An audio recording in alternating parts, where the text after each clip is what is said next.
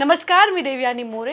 विस्टा news मराठीच्या Ranpise classes प्रस्तुत प्रश्न जनतेचे या खास कार्यक्रमामध्ये मी तुम्हा सगळ्यांचं स्वागत करते. आज आपण एका तालुक्यातील समस्यांवर बोलणार आहोत. रायगड जिल्ह्यातील तळा हा तालुका विकसित होऊन जवळजवळ 22 वर्षे होत आली, पण तरीही हा तालुका अजून अविकसित का आहे, तर अविकसित राहण्यामागची काय कारणं आहे ते आपण जाणून घेणार आहोत. तसेच स्थानिक नागरिक, स्थानिक नेते आणि तज्ज्ञांशी आपण या विषयावर सविस्तर चर्चा करणार आहोत. तर चला तर मग सुरुवात करूयात आपल्या आगळ्या वेगळ्या कार्यक्रमाला. प्रश्न जनतेचे. साहेब, जनता प्रश्न तर विचारणारच ना.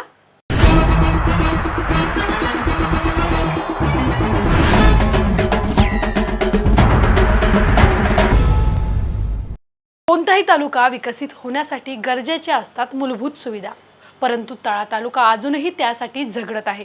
रस्ता, पाणी, कचरा व्यवस्थापन आणि रोजगार या संदर्भात होणारा गलथान कारभार, होय गलथान कारभार, आणि राजकीय नेत्यांची काम करण्यासाठी लागणारी प्रबळ इच्छाशक्ती, नाहीतर आपण म्हणूयात की अधिकारी वर्गांकडून काम करून घेण्याचा असलेला अभाव आणि प्रशासनावर, प्रशासकीय कामकाजावर असणारी पकड हेच कारणीभूत ठरते तालुका हा विकासापासून वंचित राहण्यासाठी. शासकीय कार्यालयात असणारा अपुरा कर्मचारी वर्ग, यामुळे तालुक्याच्या ठिकाणी पायपीट करून येणारे नागरिक आणि त्यांचे वेळेत न होणारे काम, रोजगाराच्या अपुऱ्या संधी आणि यामुळे होणारे स्थलांतर. तर आपण हे जनतेच्या मनातील प्रश्न आज जाणून घेणार आहोत. यासाठी आपण आज काही लोकांना आमंत्रित केले आहेत. तर आपण जाणून घेऊयात की त्यांच्या मनामध्ये नक्की आहे तरी काय. तर आज आपल्या सोबत आहेत गिरीश श्रोत्री. आपण त्यांना एक प्रश्न विचारूयात. गिरीश, मला सांगा, तळा तालुक्यातील पाणी आणि कचरा व्यवस्थापनावर तुम्ही काय सांगाल?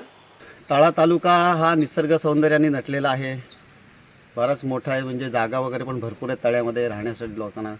लोकांनी घरं पण बांधलेली आहेत, पण पाण्याची व्यवस्था नसल्यामुळे, लोकांना पाणीच नसल्यामुळे पिण्याच्या लायकीचं, लोक तळा शहर सोडून रोहा असू दे, माणगाव असू दे, इंदापूर असू दे, या ठिकाणी जाऊन भाड्याने राहून ते तळ्यामध्ये नोकरीसाठी येतात. अशी परिस्थिती सध्या तळ्याची आहे. राजकारण असू दे, कित्येक योजना येऊन गेल्या तळ्यामध्ये. पाणी संदर्भामध्ये कुठलीही योजना व्यवस्थितपणे कार्यान्वित झालेली नाही आहे. सगळ्या योजना अर्धवट आहेत. ते जनरेटर येऊन पडलेले आहेत 2-2, त्याचं काय अजून त्याला सुरुवात झालेली नाही आहे. अशा प्रकारे ती टाकी बांधलेली मैदानावरती, तिथलं पाणी लोकांना व्यवस्थित वेळेवरती पोचत नाही आहे. जे लोक पाईपलाईनचं पाणी सोडायला येतात ते वेळेवरती येत नाहीत. अर्धा तास सोडतात, कधी 15 मिनटं सोडतात. माझं घर एक तर गावापासून भरपूर लांब आहे. अशीच बरीच ठिकाणची काही तक्रारी आहेत लोकांच्या. तिथपर्यंत पाणीच पोचत नाही आहे, आणि पोचलं तरी ते 15 ते 20 मिनटं. त्या 15 ते 20 मिनटामध्ये माणूस किती पाणी भरणार? ते पाणी घरापर्यंत पोचेपर्यंतच 15 मिनटं लागतात, आणि मग उरलेलं पाणी थोडंसं 2 बालड्या 4 बालड्या भरून त्याच्यामध्ये काय भागत नाही. त्यामुळे हल्ली बहुतेक लोक तळा सोडून बाहेरच्या इंदापूर, रोहासारख्या ठिकाणी, जिथे पाण्याची मुबलक प्रमाणात सोय आहे, त्या ठिकाणी जाऊन वास्तव्य करायला लागलेली आहेत. तसंच पाण्याचा तर प्रश्न आहेच. रस्ते तर, तळ्यातल्या रस्त्यांची एवढी अवस्था बेकार झालेली आहे. आता हाच रस्ता समोरचा बघा, जवळजवळ 15-20 वर्षापूर्वी हा रस्ता झालेला. त्याच्यानंतर या रस्त्याकडे कोणीही लक्ष दिलेलं नाही. तसेच बाजारपेठेतले रस्ते असू देत, खेडेगावातले रस्ते असू देत, अतिशय दुर्दशा झालेली आहे रस्त्यांची. कोणीही लक्ष देत नाही. नुसतं राजकारण करायचं आणि मोकळं व्हायचं. रस्त्यांकडे दुर्लक्ष, रस्त्यांवरच्या लाईटवरती दुर्लक्ष. तक्रारी केल्यानंतर लाईट लागतात, त्याच्या आधी कोणी बघायला येत नाही. पाण्याच्या समस्यांकडे दुर्लक्ष, सगळ्यांकडे दुर्लक्ष चाललेलं आहे सध्या तळ्यामध्ये. त्यामुळे तळ्यातून तळ्याचा विकास त्याशिवाय होणार नाही. सगळी लोक तळा सोडून माणगाव, इंदापूर, रोहा या ठिकाणी वास्तव्यास चाललेली आहेत. एवढा सुंदर तालुका असून ह्या तालुक्याची कुठल्याही प्रकारे देखभाल केली जात नाही. एवढा मोठा गड आहे, त्या गडाकडे कोणी लक्ष देत नाही आहे. असे बऱ्याच प्रकारच्या समस्या तळागावामध्ये सध्या पाहावयास मिळतात. धन्यवाद गिरीश. तर आता आपल्या सोबत आहेत भास्कर गोळे. आपण त्यांना एक प्रश्न विचारूयात. भास्कर गोळे, मला सांगा की आपल्याकडे, म्हणजे आपल्या तळा तालुक्यामध्ये शासकीय कर्मचाऱ्यांची कमतरता असल्यामुळे जातीचा दाखला झाला, रेशनिंग कार्ड झाला, किंवा अन्य कुठलेही शासकीय काम जे लोकांचे अत्यंत गरजेचं आहे, आणि लोकांची, म्हणजेच शासकीय कर्मचाऱ्यांची कमतरता असल्यामुळे लोकांची होणारे हाल, यावर तुम्ही काय सांगाल? तालुक्याच्या ठिकाणी तहसील कार्यालयात जर एखादा व्यक्तीला दाखला काढायला जायचा असेल तर खरोखरच त्याला त्रास होतो. ज्या दिवशी आपण दाखल्यासाठी कागदपत्र घेऊन जातो त्यावेळी एखादा अधिकारी नसेल तर त्याला दुसऱ्या दिवशी बोलवलं जातं, आणि दुसऱ्या दिवशी पण तो प्रायव्हेट एस टीने किंवा प्रायव्हेट बसने जातो, डबल त्याला पैसे द्यावे लागतात. दुसऱ्या दिवशी गेल्यानंतर की नाही साहेब आज रजेवर आहेत, पुढला शनिवार रविवार आहे, ते शनिवार रविवार गॅप असते, त्यातल्या त्यात आठवड्याचे 5 दिवस कामाचे, त्याच्यानंतर परत आठवड्याचे 5 दिवस हे कामाचे. आणि त्यातल्या त्यात तालुक्याला भेडसावणारी समस्या म्हणजे हा नेटची सुविधा व्यवस्थित नसल्यामुळं इथल्या नागरिकांना खूप मोठा त्रास सहन करावा लागत आहे. कारण की एखाद्या दाखल्यासाठी त्या व्यक्तीला जर का प्रायव्हेट गाडी करून तहसीलला जावं लागतं आहे, साहेबांची सिग्नेचर नसेल तर दुसऱ्या दिवशी जा, परत शनिवार रविवार सुट्टी, त्याच्यानंतर सोमवारी जा, जर का सोमवारी गेल्यानंतर परत नेट नसेल तर मंगळवारी जा. हा जो त्रास आहे तो खरोखरच येथील नागरिकांना फार मोठ्या प्रमाणात त्रास होत आहे. उदाहरणार्थ बँक ऑफ इंडिया असेल, खरोखरच एवढी भली मोठी लाईन तिथे असते की बाबा जर का 500 रुपये काढायला जायचं असेल तर पूर्ण दिवसाचा वेळ हा त्या 500 रुपयासाठी खर्च होतो. आणि इतर ज्या काही बँका असतील, बँक ऑफ इंडिया असेल, स्टेट बँक असेल, इथं जर का शेतकरी जर कर्ज मागायला गेला तर त्याला तो कर्ज पुरवठा केला जात नाही. 5 आणि 25 हजारासाठी सुद्धा त्याला 10 ते 15 वेळा फेऱ्या माराव्या लागतात. आणि ही जर बिल्डर लॉबी आहे, जे काही इतर लोकांनी इथं जमिनीवर कब्जा केलेला आहे आणि त्यांच्यासाठी कोणती स्कीम असेल, कोणती शासकीय स्कीम असेल, त्यांच्यासाठी जो लोनचा प्रकरण आहे तो मोठ्या प्रमाणात लगेच इथं उपलब्ध होतो आणि स्थानिक शेतकऱ्याला त्याचा लाभ इथं मिळाला जात नाही. धन्यवाद भास्कर गोळे. आता आपल्यासोबत आहेत ज्ञानेश्वर भोईर. ज्ञानेश्वर भोईर, मला तुम्हाला असा एक प्रश्न विचारायचा आहे की शेती हा तळा तालुक्यामध्ये मुख्य व्यवसाय आहे. वाढती बियाणे तसेच निसर्गाचा लहरीपणा आणि त्यात मजुरांची वाढलेली किंमत यामुळे अनेक तरुण हे रोजगाराच्या शोधात शेती करायचे थांबलेले आहेत आणि रोजगाराच्या शोधात बाहेर जात आहेत. ठीक आहे, त्यामध्ये तळ्यामध्ये अपुरा असा रोजगार असल्यामुळे मोठ्या प्रमाणात स्थलांतर होत आहे. तर यावर तुम्ही काय सांगाल? आज बळीराजा शेतकरी संघटनेच्या वतीनं काम करत असताना आम्हाला प्रामुख्याने जे विषय भेडसावतात ते म्हणजे आज आम्ही मागच्या महिन्यामध्ये लंपी हा रोग जो गुरांना आला होता, तसेच बकऱ्यांना सुद्धा दर हप्त्याला आमच्याकडे भरपूर असे व्हॉट्सअपला फोटो यायचे आमच्या शेतकरी मित्रांचे की माझी बकरी मेली, माझी म्हैस मेली.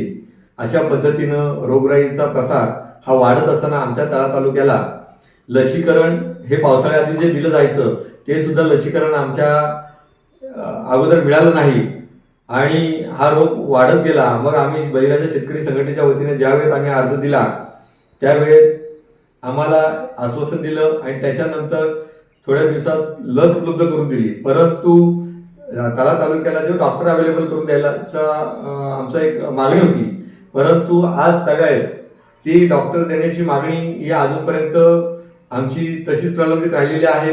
त्याकडे आमच्या या शासनाचा दुर्लक्ष आहे असं म्हटलं तर वावगं ठरणार नाही.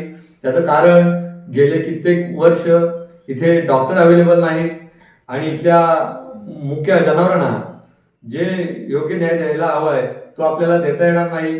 कारण जर का आपण म्हणतो शेतकरी हा याचा पोशिंदा आहे तर मग बळीराजाकडे दुर्लक्ष का केलं जात आहे, तर या बळीराजाकडे दुर्लक्ष न करता बळीराजाला लागणारे खते बी आणि व्यवस्थित मुबलक स्वरूपात आपण उपलब्ध करून द्यावे.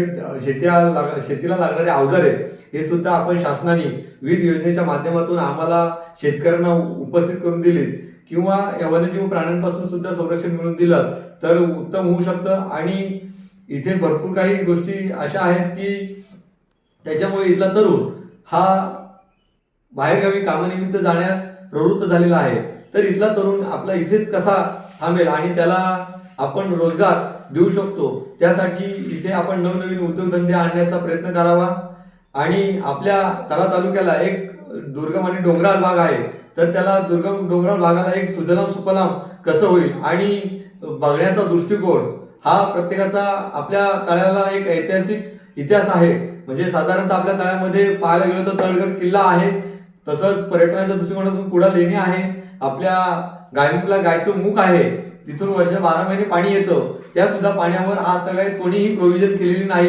ही खूप दुर्मिळ गोष्ट आहे. कारण निसर्ग निर्मित आपल्याला जे पाणी मिळतंय त्या पाण्यावर जर शेतकऱ्याला उदरनिर्वाह करण्यासाठी किंवा शेतीला लागणारे पाणी किंवा ते स्टोरेज केलं तरी पिण्यासाठी योग्य पाणी असं पाणी गेले वर्षाच्या 12 महिने म्हणजे 365 दिवस तोच फ्लो पाणी वाहतो. त्या पाण्यावर सुद्धा कोणाचंच लक्ष नाही. तर अशा ठिकाणी सुद्धा आपण पर्यटन आहेत, परंतु जेथून जे मिळतंय तिथून त्याचा उपभोग घेऊन आपण आपल्याला समृद्ध कसं करता येईल त्याकडे आपल्या इथल्या सगळ्या कार्यकर्त्यांनी, इथल्या पुढाऱ्यांनी, तसेच आपण सर्व शेतकऱ्यांनी प्रयत्न केले पाहिजेत. आणि आपण प्रयत्न केले तर आपला तळा तालुका सुजलाम आणि सुफलाम होऊ शकतो. धन्यवाद ज्ञानेश्वर भोईर. आता जे सगळे मुद्दे तुम्ही ऐकले असालच. या सगळ्या मुद्द्यांवर सविस्तरपणे चर्चा आणि या सगळ्या मुद्द्यांची उकल करण्यासाठी आपण काही तज्ज्ञ निवडलेले आहेत. आता आपण त्या तज्ज्ञांची मतं जाणून घेऊयात. त्यासाठी आपल्यासोबत पाणी व कचरा व्यवस्थापन कसे केले पाहिजे यावर बोलण्यासाठी उपस्थित आहेत राजेश खोत. शासकीय कर्मचारी यांची अपुरी संख्या कशी भरता येईल यावर बोलण्यासाठी उपस्थित आहेत सुनील बैकर सर. त्याचबरोबर स्थलांतर का होते व ते कसे रोखता येईल यावर बोलण्यासाठी उपस्थित आहेत राजू ठिटे सर.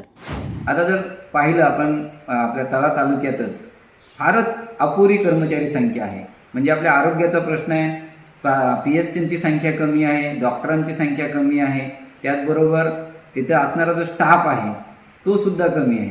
शिक्षण क्षेत्राबद्दल बोलायचं झालं तर आपल्या इथे 88 शाळा, मराठी शाळा, 11 हायस्कूल, 162 शिक्षक आणि 60 शिक्षकांची पदं रिक्त आहेत. तालुक्याचा प्रमुख जो असणारा शिक्षण विभागाचा गशी गट शिक्षण अधिकारी हे पद रिक्त आहे. विस्तार अधिकारी हे पद रिक्त आहे. तो तालुका प्रमुख म्हणून BDO म्हणून असतो ते सुद्धा प्रभारी म्हणून, म्हणजे जी मेन मुख्य पदं आहेत किंवा मुख्य काम करणारी माणसं आहेत तीच नसल्यामुळे खूप मोठा प्रश्न सामान्य लोकांचा या ठिकाणी निर्माण होतो. मग याच्यावरती उपाय काय? तर ही जी आहे ती महाराष्ट्र शासनाची भरती आहे. ती काय आपण स्थानिक पातळीवरती याच्यावरती काही करू शकत नाही. सरकारने एकतर ती पदं भरली पाहिजेत, वेळेत भरली पाहिजेत, आणि जर भरता येत नसतील तर त्याची पर्यायी व्यवस्था करून दिली पाहिजे. मग व्यवस्था काय असेल तर इथले स्थानिक जे प्रशासन आहे किंवा स्थानिक प्रतिनिधी आहेत, मग आमदार असतील, खासदार असतील, जिल्हा परिषद सदस्य असतील, पंचायत समितीचा विभाग असेल, या लोकांनी त्याच्यासाठी पाठपुरावा केला पाहिजे. परंतु ते कर्मचारी भरतीसाठी या ठिकाणी कोणतेही आंदोलन होताना दिसत नाही की कर्मचारी कमी आहेत त्यामुळे एखादं आंदोलन झालं किंवा पदं रिक्त आहेत म्हणून आंदोलन झालं, दवाखाना पाहिजे म्हणून आंदोलन झालं. याच्यासाठी मात्र कुठंच आंदोलन होताना दिसत नाही. आणि याच्यात मुख्य जो रोल आहे तो या पदाधिकाऱ्यांचाच असणार आहे. म्हणजे जे राजकीय पदाधिकारी आहेत त्यांचा याच्यात मुख्य रोल असणार आहे. ते जर या प्रश्नासाठी, कारण हा जनतेच्या अगदी जिव्हाळ्याच्या, लोकांच्या जिव्हाळ्याचा प्रश्न आहे, त्याच्यासाठी जर ते रस्त्यावरती उतरले तर न बोलवता, लोकांना समजल्यानंतर न बोलवता लोक या स्वतःच्या प्रश्नासाठी रस्त्यावरती येतील. आणि ही जी समस्या आहे ती वर्षानुवर्ष चालत आलेली आहे. अनेक वर्ष तोच प्रश्न. तुम्ही कोणत्याही कार्यालयात जा, तहसील कार्यालयात गेलात तर एका माणसाकडे 4 टेबल दिलेले आहेत. म्हणजे एक माणूस 4 माणसांचं काम करू शकतो का? तर अजिबात नाही, नक्कीच नाही तो करू शकत. मग आणि त्यामुळे आमच्या लोकांची, म्हणजे सामान्य लोकांची फार कुचंबना होते. प्रत्येक डिपार्टमेंट, कृषी विभाग, शेतकरी वर्ग आहे या ठिकाणी, परंतु एक माणूस अख्ख्या तालुक्याला कृषी विभाग सांभाळतो. त्यामुळे कृषीच्या ज्या योजना आहेत, ज्या सरकार जाहीर करतं, मग महाराष्ट्र सरकार असेल, केंद्र सरकार असेल, आमच्या शेतकऱ्यापर्यंत पोहोचेपर्यंत त्याची मुदत संपलेली असते. शेतकऱ्याला ती योजना माहिती होईपर्यंत त्याची मुदत संपलेली असते आणि शेतकरी त्या योजनेपासून वंचित राहतो. यात दोष त्या कर्मचाऱ्याचा नाही आहे, कारण तो एकटा असल्या किंवा अपुरी कर्मचारी संख्या असल्यामुळे तो लोकांपर्यंत, शेतकऱ्यांपर्यंत, शेताच्या बांधापर्यंत पोहोचू शकत नाही. आणि त्यामुळे जेव्हा आमच्या शेतकऱ्याला योजना कळते तोपर्यंत ती बंद झालेली असते, नवीन योजना आलेली असते. मग अगदी गोपीनाथ मुंडे जे अपघात विमा आहे ती सुद्धा आजही ग्रामीण भागातल्या शेतकऱ्यांना अजूनही माहिती झालेली नाही की हिचा काय फायदा आहे, आपल्याला शेतकऱ्यांना काय फायदा आहे. अशा अनेक योजना आहेत. म्हणजे प्रत्येक खात्यामध्ये किंवा डिपार्टमेंटमध्ये, कृषी, अर्थ, आरोग्य, शिक्षण, महसूलची तीच आता अवस्था आहे. सजा 15 आहेत तळा तालुक्यात, आमच्या 15 सजा आहेत आणि 7 तलाठी त्या ठिकाणी काम करतायत. म्हणजे 8 हे रिक्त सजा आहेत. आणि त्यामुळे शेतकऱ्याचा जर डायरेक्ट संबंध कुणाशी येत असेल तर सध्या डायरेक्ट तलाठ्याशी येतो. शेतीचे भाव एवढे वाढलेले आहेत त्यामुळे सुद्धा शेतकरी त्यांच्याकडे जातो, परंतु त्यांची कामं वेळेत होत नाहीत. मग पीक विमा काढायचा असेल त्यावेळी ते काम होत नाही आहे, किंवा 7बाऱ्यावरती पिकं लावायची असतील त्यावेळी होत नाही. आता पीक पाहणी आलंय, पीक पाहणी त्याच्यात सुद्धा शेतकऱ्यांकडे त्याची योग्य माहिती नाही, कारण तलाठी तिथपर्यंत पोहोचू शकत नाहीत, ते माहिती पोहोचू शकत नाहीत. घरात बसून आपल्याला पीक पाहणी नोंदवता येते, पण लोकांपर्यंत ते जे तंत्रज्ञान आहे ते पोहोचलं नाही, ती माहिती पोहोचली नाही. आणि त्यामुळे बराचसा भाग जो आहे आपल्या तालुक्यातील दुर्गम असल्यामुळे तिथं नेटवर्क नाही, आणि त्यामुळे ती पीक पाहणीसुद्धा हा जो आत्ता सध्याची शासनाची योजना आहे ती लोकांपर्यंत पोहोचलेली नाही. अशा असंख्य आहेत.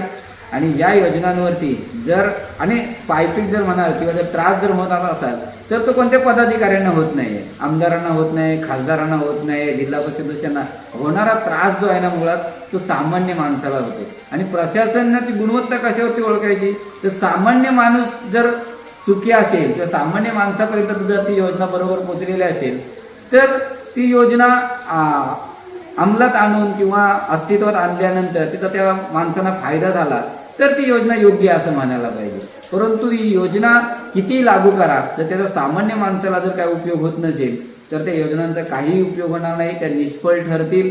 आणि सामान्य माणूस आहेच त्या ठिकाणी, अजून 10 वर्ष 20 वर्षानंतर आहे त्या ठिकाणीच राहील. म्हणून ही जर कार्यक्षमता वाढवायची असेल, सामान्य माणसाला जर योग्य न्याय द्यायचा असेल किंवा त्यांचं जर भलं करायचं असं जर प्रशासनाला वाटत असेल, सरकारला वाटत असेल, तर त्यांनी पहिल्या तातडीने या रिक्त जागा भराव्यात. आणि शिक्षण हे तर प्रमुख क्षेत्र आहे, कारण शिक्षण क्षेत्र आहे हे पवित्र तीर्थक्षेत्र आहे, समाज परिवर्तनाचं पवित्र तीर्थक्षेत्र आहे. आणि तिथंच जर अशी कंजूसगिरी होत असेल, एक जे आपल्या शाळेचं उदाहरण घ्यायचं झालं तर 100 मुलं 2 शिक्षक, कशी गुणवत्ता वाढणार.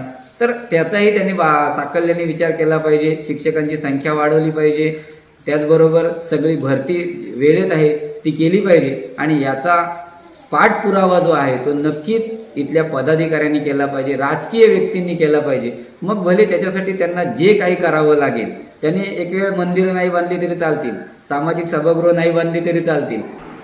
आपल्या तळा तालुक्याच्या स्थलांतराच्या बाबतीत हा जो प्रश्न विचारलेला आहे, तर मी माझं मत सांगतोय की आपला तळा तालुका माणगाव तालुक्यामध्ये समाविष्ट होता आणि तो त्याचं विभाजन होऊन आज जवळजवळ 22 वर्ष होत आहेत. 1999ला आपल्या तालुक्याची निर्मिती झाली आणि तेव्हापासून आपला तळा तालुका स्वतंत्र झाला. मात्र या 22 वर्षाच्या काळामध्ये आपण जर थोडासा अभ्यास केला तर या 22 वर्षाच्या त्यावेळेला ज्या समस्या होत्या त्या आजही आपल्या तळ्यामध्ये समस्या आपल्याला भेडसावत आहेत. आपल्या तळा तालुक्याचं तसं ऐतिहासिक महत्त्व बघितलं तर त्याला खूप मोठं ऐतिहासिक महत्त्व आहे. तळागड जो आहे तो तळागड छत्रपती शिवाजी महाराजांच्या पावन स्पर्शाने पावन झालेला आहे.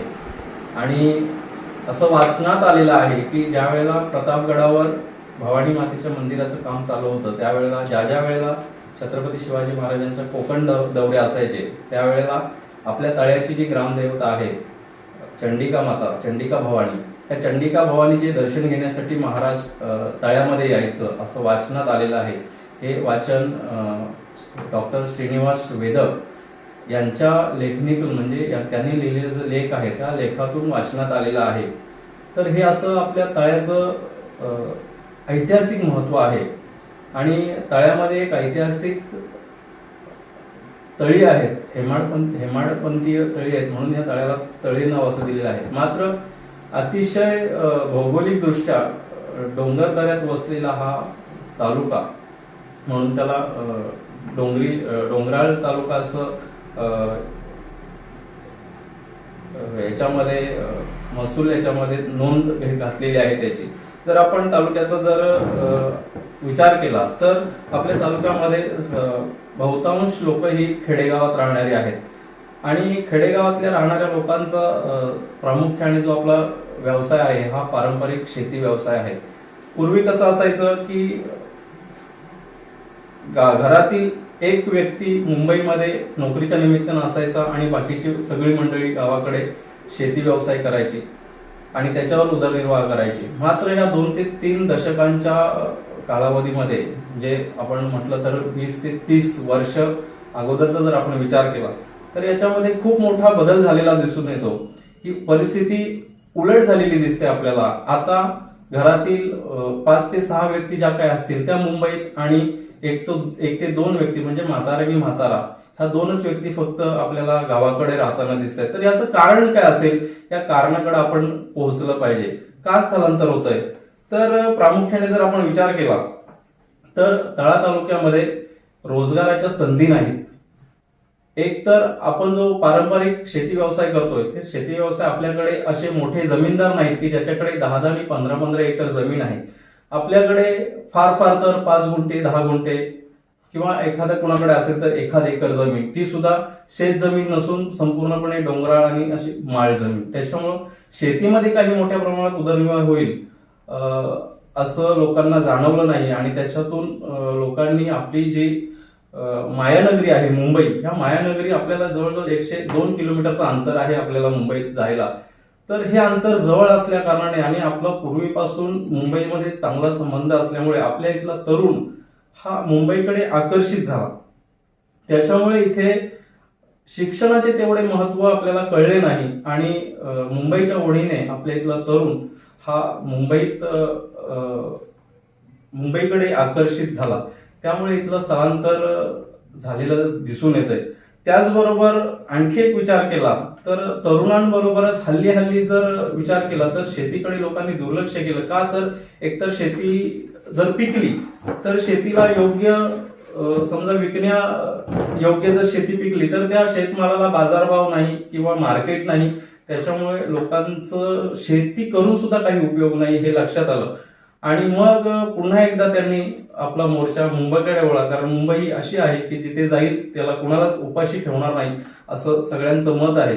आणि आणखी विचार जर केला आपण तर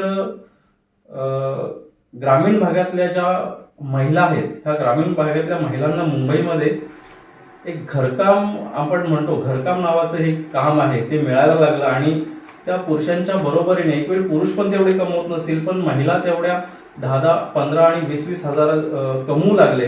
आणि मग त्यांच्या डोक्यात खूळ शिरलं की गावची जी काही जमीन आहे जिथं आपल्याला काही उत्पन्न मिळत नाही ती जमीन विकून मुंबईत कुठेतरी विरा नालासोपारा असं मुंबईच्या बाहेर एक 3-4 लाखाच्या रूम घ्यायच्या किंवा भाड्याने राहायचं असं करून इथल्या महिला वर्ग सुद्धा स्थलांतरित झाला. त्याचा मोठा फटका आपल्या इथल्या तळ्यातल्या बाजारपेठेला बसलेला आहे. युवक आहे किंवा आपल्याकडचा जो पालक वर्ग आहे तो आपल्या विद्यार्थ्यांना किंवा आपल्या पाल्यांना शिक्षणासाठी कोणतं शिक्षण द्यावं याच्यामध्ये अनभिज्ञ असल्यामुळं व्यावसायिक शिक्षण द्यावं किंवा शिक्षणामध्ये पूर्णपणे अनास्था असल्यामुळं आपल्याकडचा युवक ग्रॅज्युएशन होतोय किंवा उच्च शिक्षण घेतोय मात्र त्याला योग्य मार्गदर्शन नसल्यामुळे ते भरकटले जातात आणि पुन्हा एकदा मुंबईसारख्या शहराकडे वळले जातात. इथे स्थानिक पातळीवर काही करावं किंवा काही संधी खेचून आणाव्यात हे त्यांना मार्गदर्शन नसल्यामुळं इथल्या तळ्यातलं स्थलांतर प्रामुख्याने झालेलं दिसून येतोय. त्याचबरोबर आतापर्यंत जर आपण पाहिलं तर सगळ्यात मोठा मुद्दा आहे तो म्हणजे राजकीय लोकांनी आपल्या लोकांना भावनिकतेमध्ये अडकवून ठेवलेला आहे. इव्हन त्यांचाच दोष नाही म्हणता येणार तर आपले सुद्धा लोक त्या भावनेमध्ये गुरफटलेले आपल्याला दिसून येतात. प्रत्येक निवडणूक आली किंवा प्रत्येक वेळेला ज्या वेळेला निवडणुका येतात त्यावेळेला आपल्याकडे प्रामुख्याने ठराविक ठरलेले प्रश्न असतात. एकतर रस्ते, पाणी, वीज ह्या तर ऑलरेडी अगोदर गरजा सगळ्या पूर्ण झालेल्या आहेत प्रत्येक गावामध्ये. राहिला मुद्दा काय तर जे भावनिक कशामध्ये अडकवता येतील तर समाज मंदिरं त्याच्यानंतर कार्यशाळा, महिलांसाठी कार्यशाळा ह्या अशा ज्या काही आवश्यक गोष्टी नाहीत या अशा अनावश्यक गोष्टींमध्ये आपल्याकडचा समाज अडकलेला आहे आणि याचाच फायदा समाजातील राजकारणी लोकांनी घेतलेला आहे.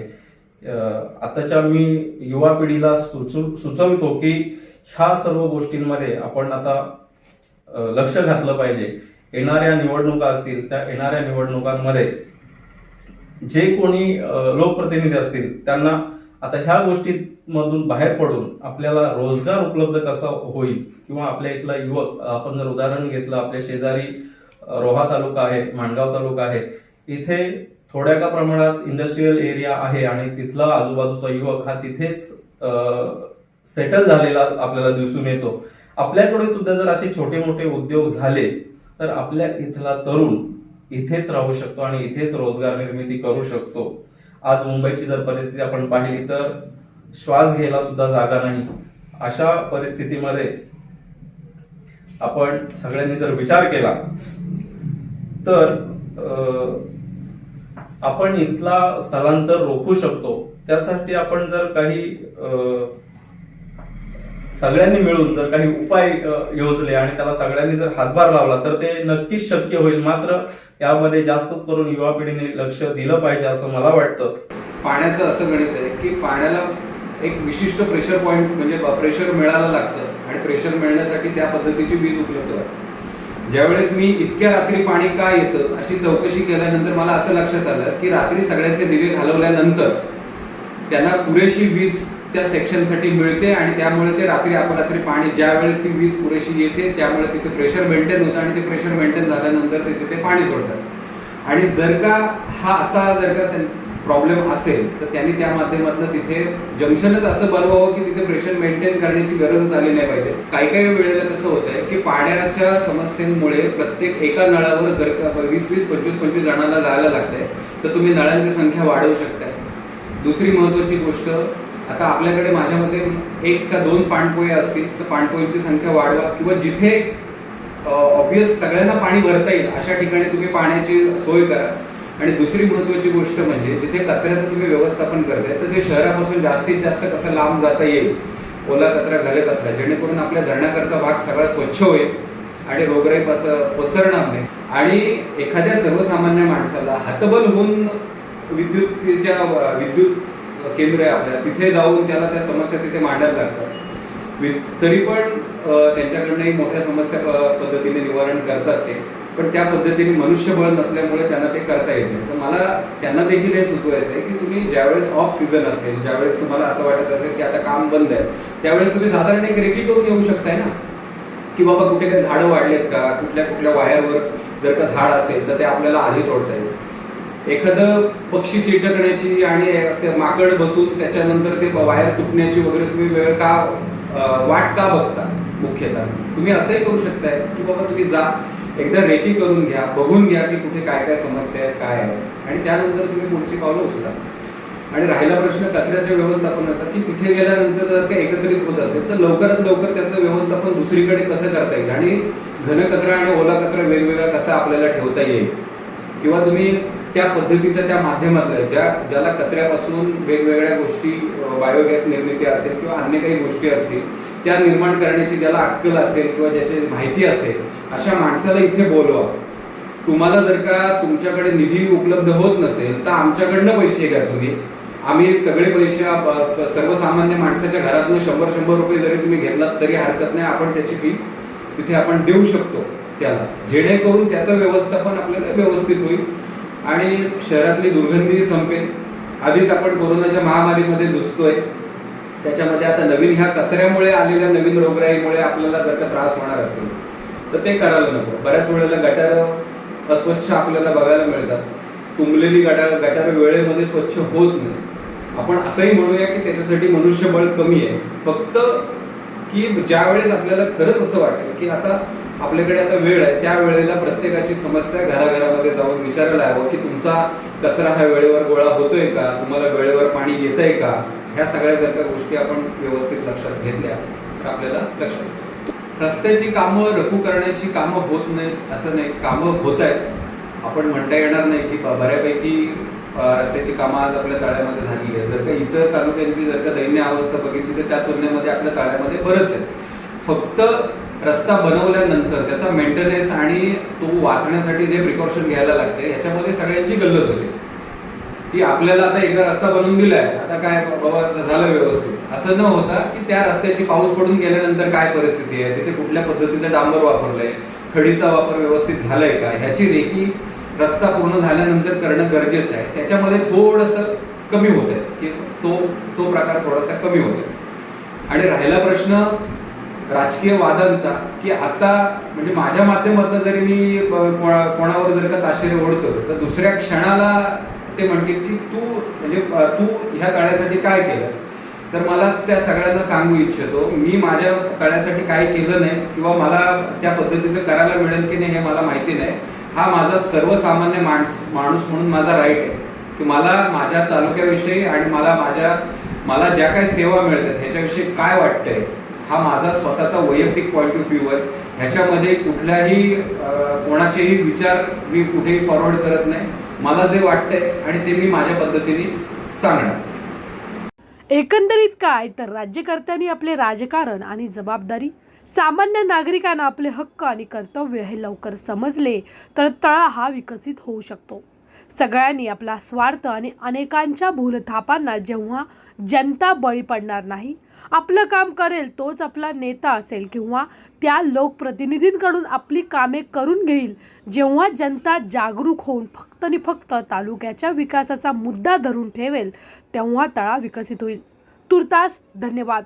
तुमचे प्रश्न, तुमच्या समस्या आमच्यापर्यंत पोहोचवा. आम्ही तुमचा आवाज बनू, तुमच्या हक्कासाठी लढू. पाहत रहा विस्टा न्यूज मराठी. तुम्ही विश्वास ठेवू शकता. ताज्या व ठळक घडामोडींसाठी आजच विस्टा न्यूज मराठी चॅनल सबस्क्राईब करा आणि बाजूला असलेल्या बेल आयकॉनवर क्लिक करा.